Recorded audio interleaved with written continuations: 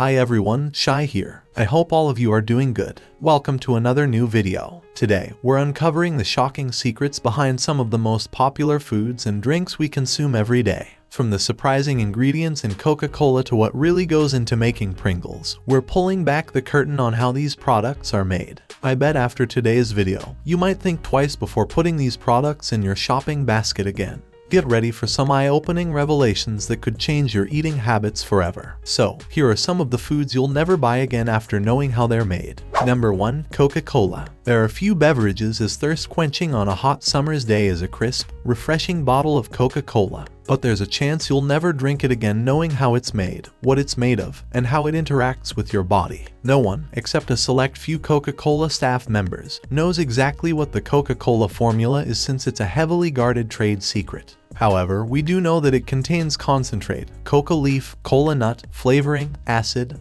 and sugar. Somehow, all these ingredients and the secret formula come together to create a great thirst-quenching beverage you can't help but love when the sun's beating down. But it's not all hydration and happiness. After consuming Coca-Cola, some experts believe that it does some pretty weird things to your body. We all know soda is bad for us, so it's probably not surprising to learn that a regular can of Coca-Cola contains about 39 grams of sugar. Studies have shown that sugar-sweetened beverages can be linked to the onset of type 2 diabetes, which means that you might be at an increased risk if you consume such drinks often. Coca-Cola and other similar beverages might also make you gain weight due to the calories and sugar, and you might even experience surface stains on your teeth and dental erosion. It's a nice treat, but this drink is certainly not something you should consume every day. Number 2. Chewing gum. Many people love chewing gum. It tastes nice, sometimes freshens your breath, and gives your mouth something to do. But there's so much you probably don't know about chewing gum that might have you questioning just how much you chew it. First of all, you're most likely chewing a secretion from sheep's wool. Imagine chewing on wool, my mouth tingles just thinking about it. Chewing gum contains a waxy secretion from the sebaceous glands of sheep known as lanolin.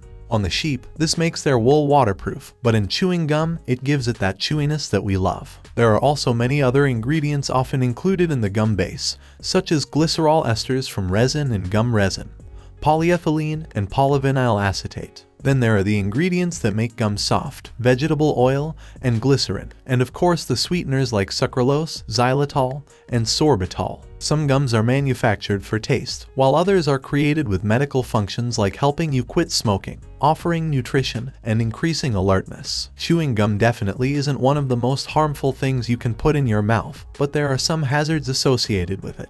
It can trigger temporomandibular joint disorder and even cause gastrointestinal problems. You might also experience diarrhea with chewing gum if you're sensitive to artificial sweeteners. Number 3. Nutella. Nutella contains sugar, modified palm oil, vanillin, cocoa, lecithin, skimmed milk powder, hazelnuts, and whey powder. None of these really sound all that nutritious, and yet Nutella used to be advertised as part of a nutritious breakfast. In reality, it's a sweet treat that contains 70% saturated fat and processed sugar. By the way, just 2 tablespoons of Nutella contain 200 calories, 99 of which come from 11 grams of fat and 80 from 21 grams of sugar. According to an online blog, the hazelnut spread's creator, Ferrero, actually came under fire in the United States. They were sued in a class action lawsuit for false advertising, leading people to believe it had health benefits and was nutritional. In the lawsuit, they were sued for health washing and had to pay $3 million to customers named in the lawsuit.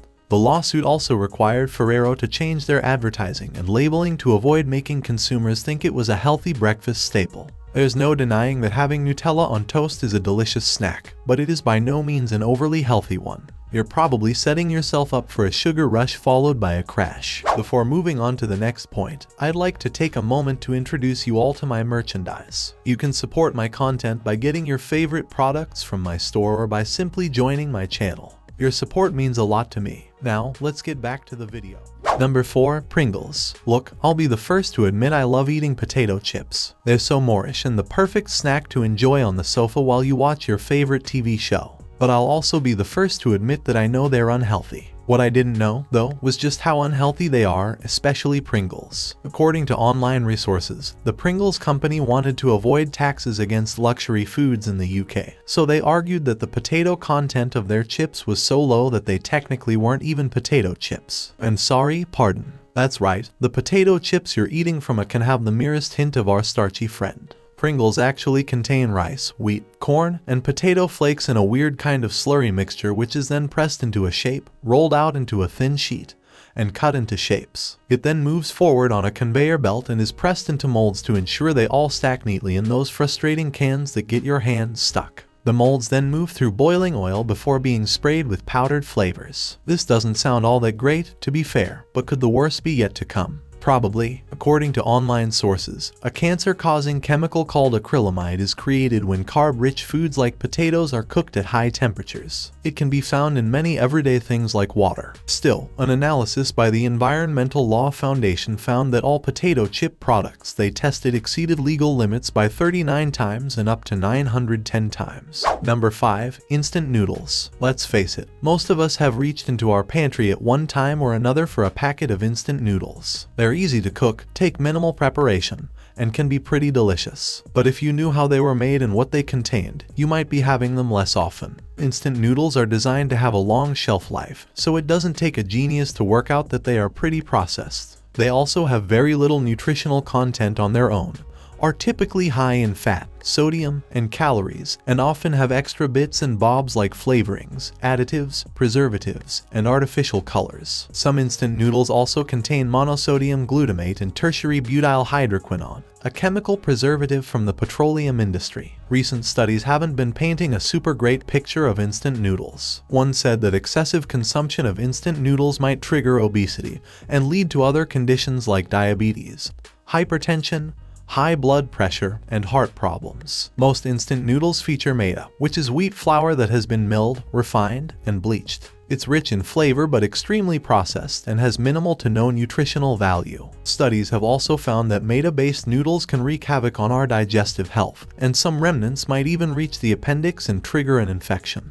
Number 6. Casu Marzu. Imagine a food being so downright disgusting and awful that it's actually illegal. That's the case with Casu Marzu, also known as maggot cheese. This cheese comes from the Mediterranean island of Sardinia and contains sheep milk and live insect larvae, also known as maggots. It comes from pecorino, but this cheese is taken far beyond the traditional fermentation stage, all the way to decomposition. The larvae of the cheese fly are deliberately put inside the cheese and break down the cheese fat. As a result, the cheese becomes soft and even has liquid seeping out of it. But that's not even the grossest part. After dining on all the cheese fat, the larvae are left inside the cheese, and people eat it with the maggots. In fact, some Sardinian people only think the cheese is unsafe once the maggots have died. Most people serve the cheese cut into thin strips and spread onto flatbread, and they then eat it with a robust red wine. As you might have guessed, scientists and medical professionals advise against eating this cheese. They say it's possible for the larvae to survive in your stomach acid, remain in the intestine, and cause a condition called pseudomyosis. This is a parasitic infestation that can sometimes lead to sores, irritation, and other uncomfortable symptoms. The cheese has been outlawed, and offenders face expensive fines if they are caught selling it. However, some Sardinians make and sell Casu Marzu on the black market. Number 7. Jelly beans. Jelly beans are a delicious but very sugary treat. They're bright, colorful, and very Moorish, but you might not let another one pass through your lips when you learn what makes them hard and shiny. Spoiler alert, it's poo. Okay, so it's less horrific than you think, and you might even give jelly bean makers points for sustainability and creativity. They are coated in something called shellac, which is a resin that the female lac bug secretes after she drinks tree sap.